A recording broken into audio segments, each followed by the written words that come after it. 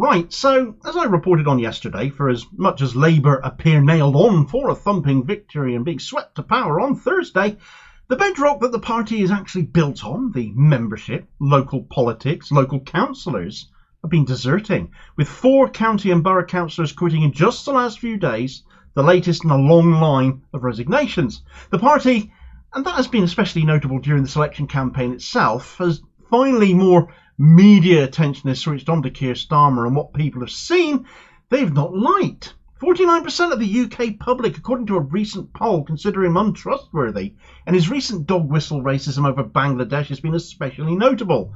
Likely what he's going to be remembered for in this election campaign in no small part, but also his ongoing unequivocal support for Israel over Palestine, also made notable during this election campaign because he's already essentially binned his pledge to recognise a Palestinian state by now placing conditions on that, including making sure Israel is secure first when Israel are the nation currently committing the genocide. But now another Labour councillor has quit the party. But instead of remaining as an independent, as those other 4 have shown in recent days, this time they've shown that there are other better options voters might care to take notice of by defecting to the Green Party instead.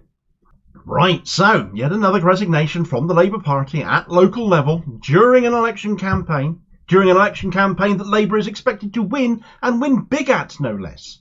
So the fact they are literally losing councillors right now ought to be being shouted at from the rooftops, and if Jeremy Corbyn was still leader, I dare say that would absolutely be the case. A collapsing leadership usually triggers desertions, not being on the cusp of power.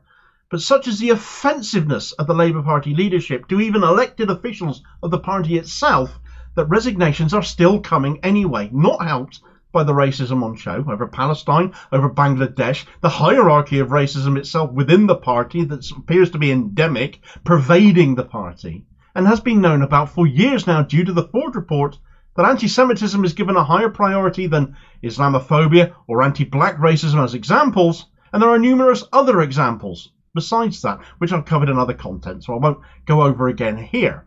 Yet another resignation has been triggered at Borough Council level though, and again we're back in an area I've covered before that has not only seen Labour resignations previously, but the formation of a whole new independent bloc on a council, and where former Labour local representatives are now standing against the party at parliamentary level in that borough, taking the fight to their former party. Such is the depths to which Labour have fallen under Keir Starmer, such is the disgust held at them and at his leadership by former party members and officials. So all things considered, and especially in light of Labour's rowing back on Palestine state recognition, and the awful scapegoating of the Bangladeshi diaspora as somehow unwelcome and not belonging here, Starmer even saying we would send them home, in words you expect more from Nigel Farage than any Labour leader, that yet another resignation in Newham has occurred. But rather than join that independent group, the Newham Independent Group, this time it's ended with a defection to the Green Party. Ari Chowdhury has been a Labour member since 2011, so joined following Labour's defeat under Gordon Brown, came in under Ed Miliband's leadership, stayed throughout Jeremy Corbyn's leadership, and it's Keir Starmer's lurch to the right, going full red Tory as I might put it, and others might too, that has finally become too much for Chowdhury, who works as a head of policy for data and digital technologies at the Royal Society, and started a tech think tank called Web Roots Democracy. He's a bit of a tech head, therefore. He's also worked for various Labour MPs in his time, so this is a guy ostensibly quite dedicated to the Labour Party itself, believing that a Labour-led country would be a better country for ordinary folk, but for whom that has had to come to an end. And his resignation letter reads as a warning and a wake-up call, frankly, to people still considering voting Labour on Thursday. After 13 years as a Labour Party member, I have decided to leave and join the Green Party. In these 13 years, I have supported the Labour Party with money through my membership, with time as a campaigner, and with dedication as an elected councillor. I have also worked in the offices of various Labour politicians over the years. Leaving is not a decision I have taken lightly, or out of disrespect to the great Labour members I know.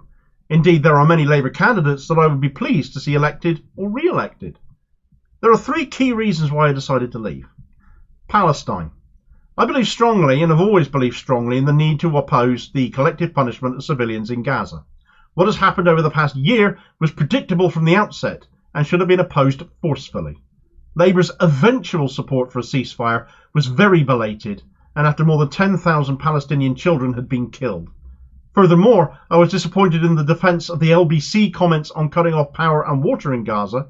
I disagreed with and rejected the party's messaging on the Palestine solidarity marches, many of which I have attended. Anti-racism.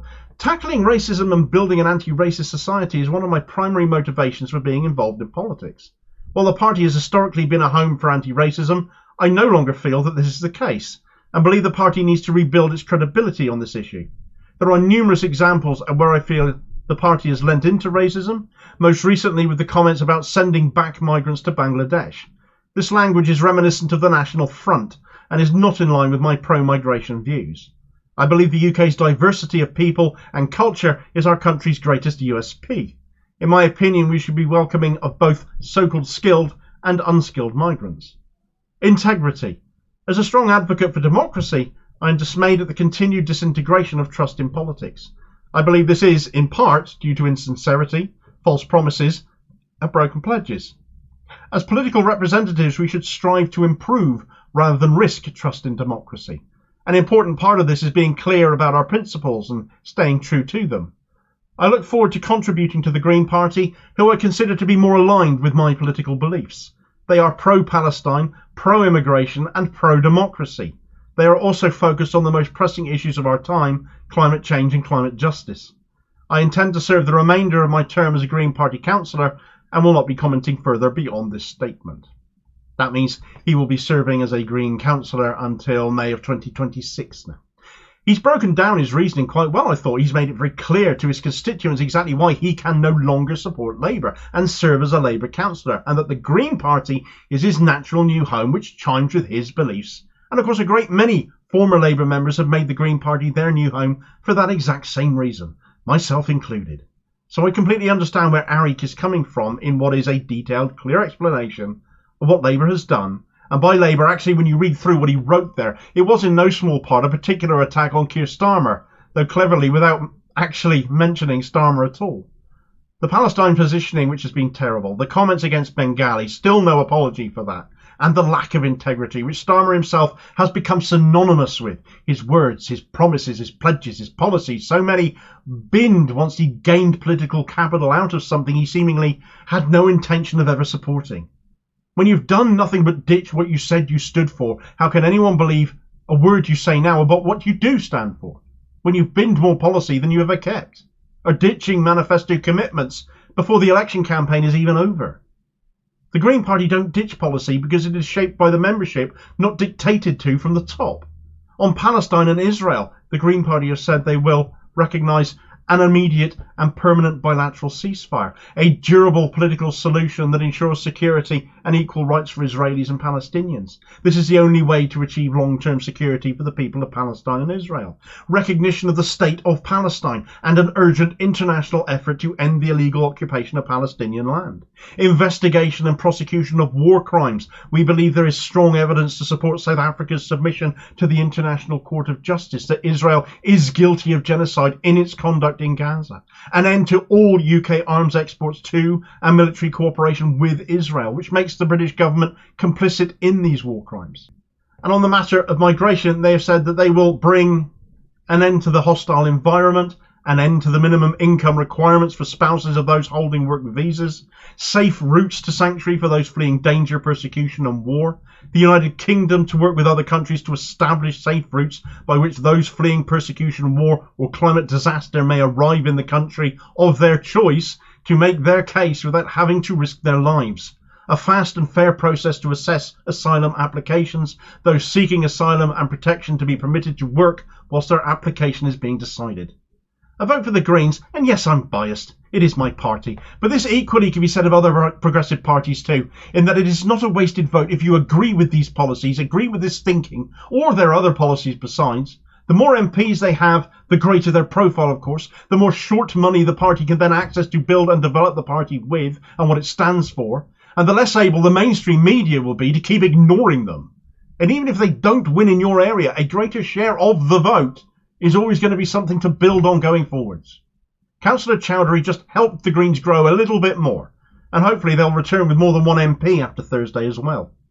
Meanwhile, if you haven't seen my video yet covering those other 4 resignations in the last several days from Labour, by more disgusted councillors, check out this video recommendation here with some truly scathing resignation responses, deservedly so. I wonder how much this will be echoed around the country going forwards, especially if Starmer remains as equally awful, if not worse, in power as he's almost certainly on the cusp of now. And I'll hopefully catch you on the next vid. Cheers, folks.